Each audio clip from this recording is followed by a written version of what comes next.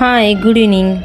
Welcome back to my channel. तर मी आज तुमच्यासोबत शंकरपाळीची रेसिपी शेअर करत आहे. तर त्यासाठी मी हाफ KG मैदा घेतला होता आणि एक वाटी गव्हाचं पीठ, 1 वाटी दूध, अर्धी वाटी तूप आणि थोडंसं चवीनुसार मीठ आणि थोडं पाणी घेतलं होतं. तर सर्वात अगोदर मी जो मैदा आणला होता अर्धा किलो, तो सगळा चाळून घेतला घमेल्यामध्ये. त्यानंतर जे 1 वाटी गव्हाचं पीठ होतं ते पण त्याच्यामध्ये चाळून घेतलं. त्यानंतर 1 वाटी पिठी साखर टाकली आणि मी मिक्स करून घेतलं. त्यानंतर जे 1 पेला दूध घेतलं होतं ते त्याच्यामध्ये टाकून घेतलं.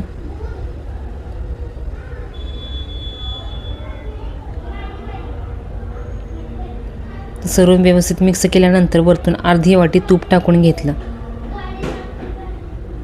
आणि तूपसुद्धा व्यवस्थित मिक्स करून घेतलं आणि थोडं पाणी शिंतळून पीठ व्यवस्थित मळून घेतलं.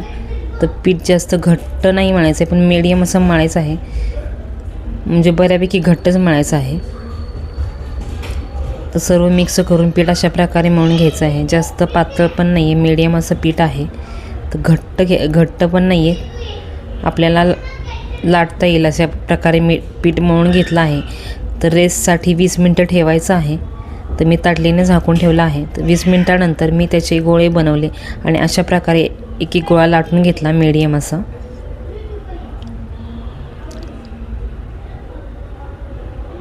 तर लाटताना पीठ किंवा तेलाची कशाचीच गरज पडत नाही, व्यवस्थित लाटून होतं. तर गोळा मोठा असल्यामुळे अशा प्रकारे सर्वकडे इक्वली लाटून घ्यायचं आहे. त्यानंतर मग अशा प्रकारे त्याचे बारीक काप करून घ्यायचे आहेत स्क्वेअर टाईपमध्ये. तर फिरकी यूज करून अशा प्रकारे बारीक काप करून घ्यायचे.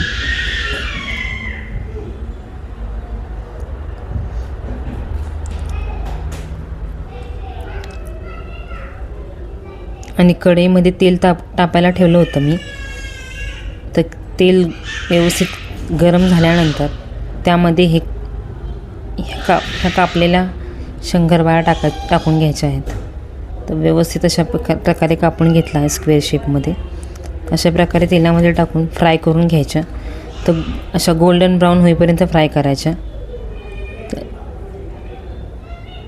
तर बघू शकता क्रिस्पी अशा शंकरपाळी रेडी झाली आहे. तुम्हालासुद्धा अशा प्रकारे स्नॅक्स बनवायचं असेल तर नक्की ट्राय करा. Thank you so much for watching. Bye.